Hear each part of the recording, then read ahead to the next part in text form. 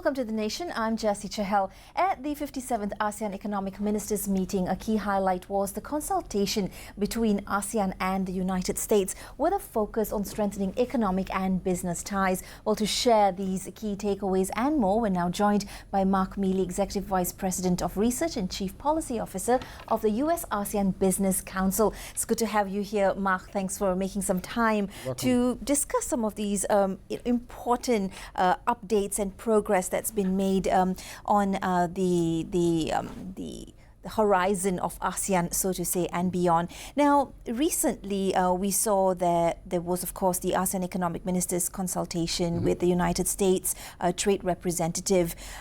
What were some of those tangible takeaways from that meeting?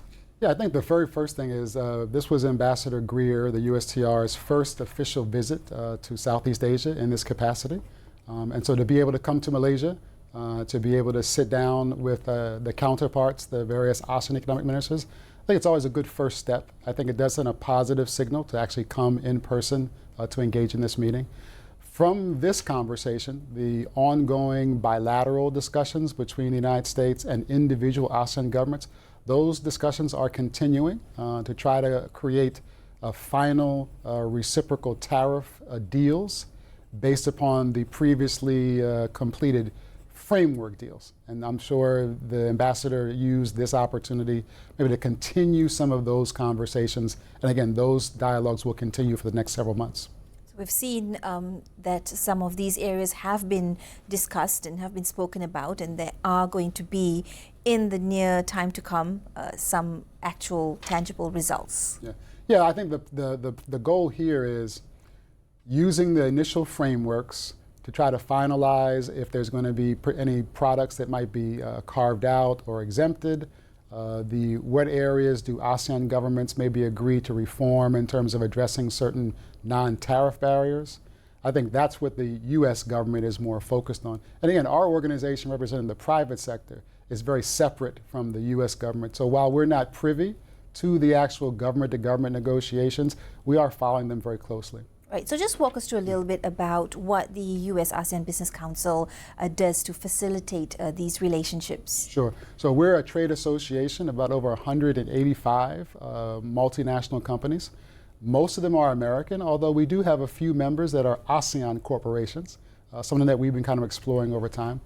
Our primary role in the facilitating sort of the government-to-government talks is really to try to help both governments get to whatever final yeses they both feel comfortable with. So for our role, we've been sharing a lot of information with the U.S. government about some of the challenges, but also opportunities that U.S. companies face in the region.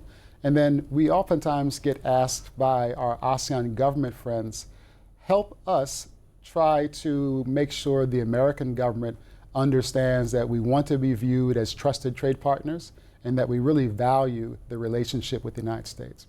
If I could just sort of go deeper there, what are some of that missed opportunities or opportunities that really need to be cultivated in terms of US-ASEAN relations? I think from the perspective of the Business Council, we understand that Southeast Asia, ASEAN, is very, very important to the American business community globally.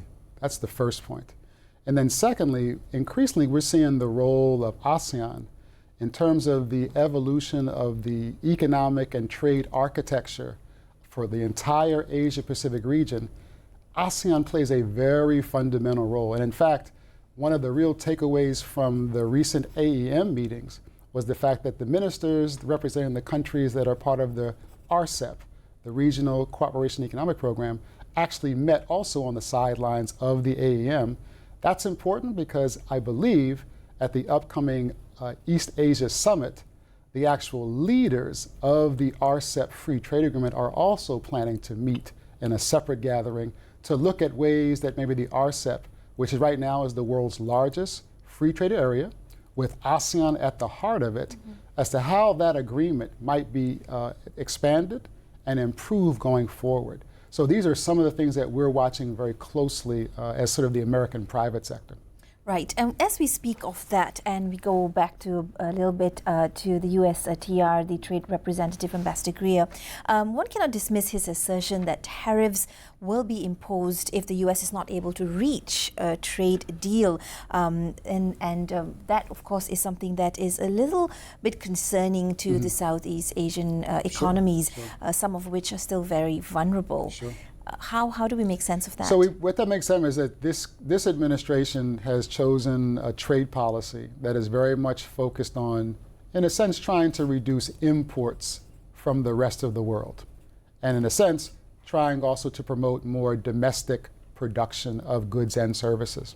So for countries in Southeast Asia, including Singapore, Malaysia, Thailand, and of course Vietnam, which represent 4 of America's top 20 trade partners in the world, the tariff policy does represent perhaps moving into an era where exports of goods made in Southeast Asia may go down in terms of the volumes that are sold in America. That obviously could have varying types of economic impacts on various ASEAN countries. Vietnam, for example, is one of the world's leading global exporters, with a large share of their exports going to the United States. Obviously, if they're going to see reduced exports to the United States, that represents perhaps a bigger challenge for the continued growth of Vietnam's economy. Malaysia, a bit different. Malaysia is a global exporter, which includes selling some products to the United States, but it's a smaller share of Malaysia's global exports to the whole world. So for Malaysia, still a challenge, but probably not to the same degree that, let's say, a Vietnam is facing. So you do agree that this is going to be challenging for the Southeast Asian economies? I do agree that it creates both challenges in terms of the historical, the role of the U.S. market as a big receiver of goods made in Southeast Asia. Going forward, there also becomes the opportunity for Southeast Asia to perhaps find new ways to diversify trading partners. Not to say that the U.S. market is no longer important, but we may be moving into a period where other markets around the world become a bit more valuable for manufacturers and producers of goods made in Southeast Asia. Let's speak about the RCEP for a moment. Does the U.S. view from any angle the emergence of the RCEP as a threat to the economic growth around, especially since it was somewhat led by China, which of course is a superpower that, well, let's just put it, another economic superpower? Yeah, well, I can tell you, there's oftentimes been a narrative in Washington that sort of has said RCEP is sort of a China-led free trade agreement. We've, in the business community, have often countered that narrative by saying that's actually not quite true, because the RCEP is actually a regional free trade agreement that was really developed by ASEAN's 10 trade ministers. The fact that it is a very large preferential free trade area, it does represent an alternative framework for businesses of all types, for countries in Asia to be able to sell goods in a more of a free trade environment. The private sector sees that as a continued opportunity, not so much as a threat to any other part of the world. And in fact, I think one of the questions that the RCEP ministers and potentially even leaders will actually explore is the potential for even opening up or expanding RCEP to other countries if they are interested in perhaps joining, again, what is now the world's largest FTA. And so how does the business organizations, how do they view the RCEP? We see the RCEP, and I can speak, I mean, more and more U.S. companies we anticipate are going to begin to take more of a serious examination of how they might be able to utilize the RCEP as a way of expanding their commercial activities in the entire Asia-Pacific region, which again, we think that puts potential even more opportunity for American companies that are here in Southeast Asia to again say, we want to be in ASEAN because we can now have better market access to Japan, China, Korea, New Zealand, Australia under the RCEP framework. So again, we see it as more of an opportunity. Right. Okay, you're going to want to hear me out here. After the tariffs were imposed sometime last month by President Donald Trump, where he also said sector-specific tariffs, especially on semiconductors, will be announced in a few days after that first announcement. But till now, it's been close to a month and a half, we've still not heard any announcement. And of course, the Ambassador Greer last week told reporters that we have to be very careful as the semiconductor supply chain of its importance rather to both economies and national security to the US and to ASEAN. So can we conclude that Washington is now perhaps taking a stance or a position of scaling back on the proposed tariffs, having found out that it can actually negatively impact both ways, the ASEAN countries, as some of them are major suppliers of semiconductor chips to the US? Our sense is the private sector has begun to make it very clear that while the administration is certainly within their right and authority if they want to pursue that policy, the implications of depending upon how that policy is actually executed really matters. And so while I'm very confident that eventually there will be the implementation of 232 sectoral tariffs on semiconductor chips and related products, our sense is the administration, because of their understanding of the interconnectedness of global supply chains, which include countries like Malaysia, means that when that policy is implemented, it needs to be implemented carefully. It needs to have perhaps certain exemptions. It need maybe have certain ways of flexibility within the policy approach so that there would not be sort of a tremendous amount of disruption in these supply chains, which, as you indicated, are mutually valuable and beneficial. So I think that's the additional clarity that we're beginning to hear on the eve of the potential announcement of the 232 tariffs on chips. On that note, we take a quick breather right here on The Nation. We'll be right back. Don't go anywhere.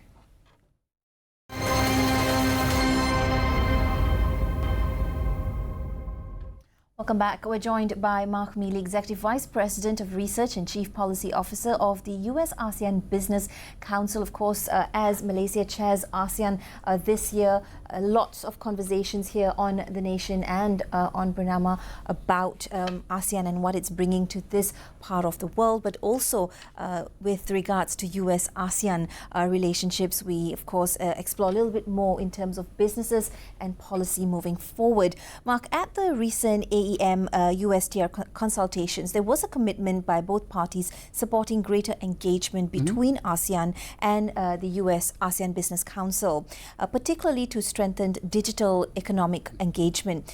Perhaps you could break this down for us and elaborate how digital cooperation can really be enhanced in areas for both parties. Sure.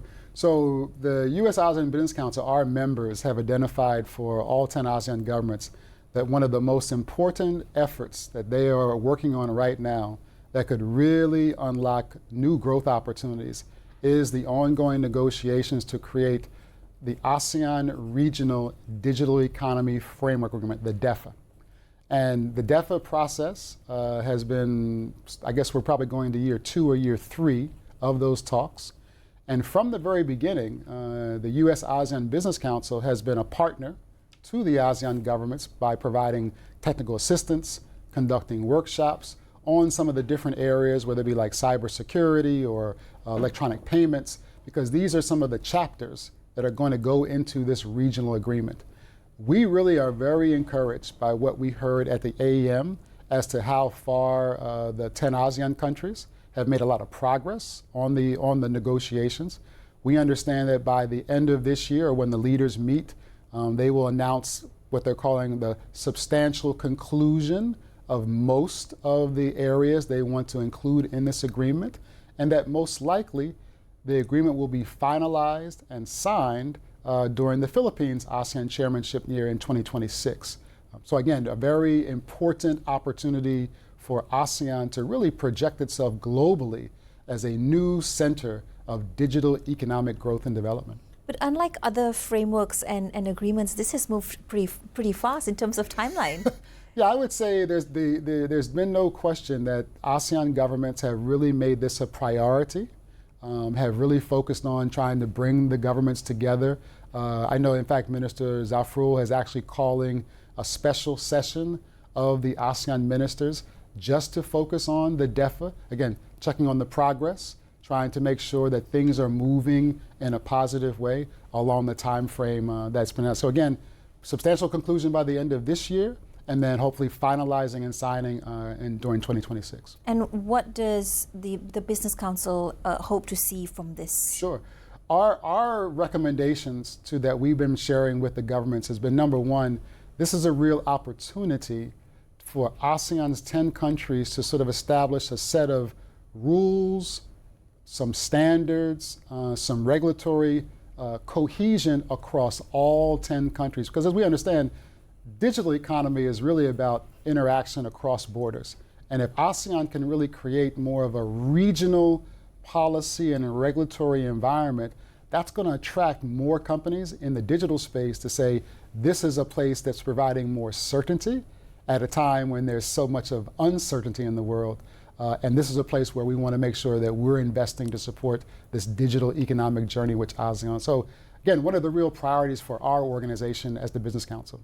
Well, talking about space and place and certainty, here's where it's beginning to get really interesting. Malaysia and the US aim to conclude tariff talks before President Trump's visit to Kuala Lumpur for the ASEAN summit that's happening October 26th till the 28th.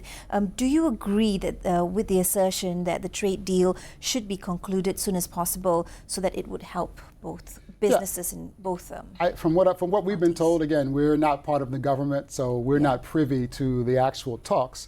But from what we've been told, many of the governments in Southeast Asia, including Malaysia, are having rounds of technical discussions and negotiations.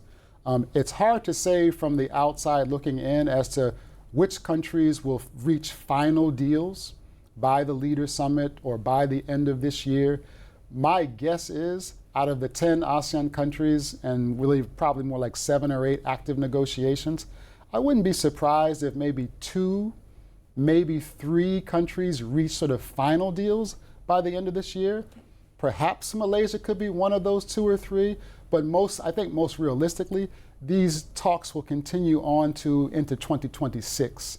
And then I think you would see more of the entire region finalizing these reciprocal tariff agreements with the United States, which would add a degree of more certainty, because at least people would have a greater sense of, if you make a good in Southeast Asia and you want to sell it to an individual company in America, now that American buyer knows how much of a tax they will have to pay to the government by deciding to import that good into the United States. And then commercially, buyers and sellers can figure out between themselves how they want to adjust prices or terms of the contract, again, to continue the business. But that degree of certainty, I think, would be helpful.